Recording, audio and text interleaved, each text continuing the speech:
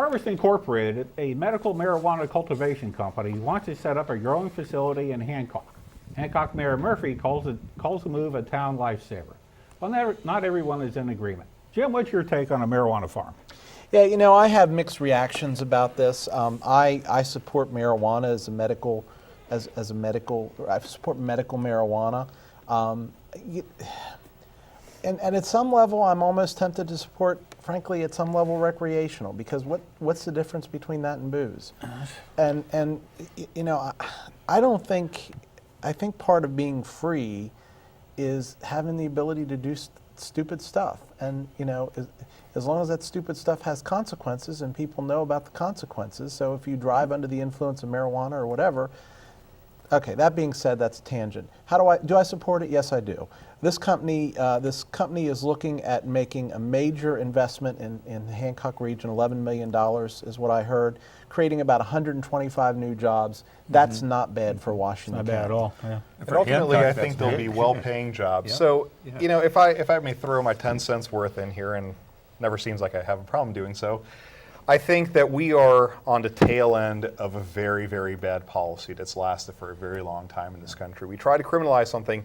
If we think back to the Founding Fathers, they signed a Declaration of Independence when they were growing, one of their primary cash crops was hemp.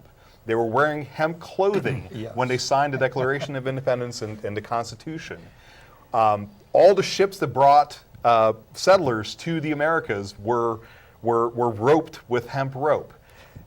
In the 1930s, really starting in the 1920s and leading into the 1930s, there was an assault on two segments of the population in this country, which was the black population and the Hispanic population. Marijuana was referred to as cannabis in the United States prior to the 1920s. It got introduced as marijuana, which was a Spanish word, in order to alienate certain segments of the population. So the population never would have supported a ban on cannabis because it was something that they were familiar with. Yeah. However, with the introduction of the new terminology, they were able to pass this act. So booze was legalized after the Prohibition, and marijuana was illegalized. And what has it bought us, aside from a swelling jail population, aside from a lot of social ills, and aside from a lot of other problems that we've learned, we should have learned a lesson during Prohibition, which is that banning something doesn't work. If there's a demand, there will be supply, and there's nothing you can do about it. And I think you're absolutely 100% correct on that. And the other thing that I would say is it appears to me from everything I've read that from a security standpoint, this is a very security conscious company. They're looking at having 100 or more cameras on this property, barbed wire, vibration sensors, motion sensors. You might be able to break into the White House lawn easier than you could break into this place. Well, and I think you bring up a very interesting point, a very good point actually, Jim. So the biggest problem we have with any substance, right, is abuse, and especially abuse by underage people or irresponsible parties. So we don't have an issue with bootleggers. And why do we not have an issue with bootleggers? Because alcohol is legal, it's regulated, the people who produce it are taxed, they're regulated, they're supervised, there's regulation in place that keeps them in place. The problem with an illegal market is a drug dealer doesn't care who they're selling their wares to. Right. As long as they're getting money for it, that's what they're concerned with. Right. So I think we've had an issue with the mindset. We have a problem with real crime in this country that we're not addressing because we're focusing too much on things that are not crimes. The other problem that we have is marijuana is scheduled as a Schedule I drug, meaning that it has, in the federal system, no recognized medical value. However, we know that in terms of psychological disorders, especially seizure disorders, in terms of epilepsy, in terms of all these other problems, high TBC marijuana is now being recognized as medical use or medical treatment, but except for by the federal government. So the real issue here, and I know that's part of the segment, is that federal law needs to catch up to reality.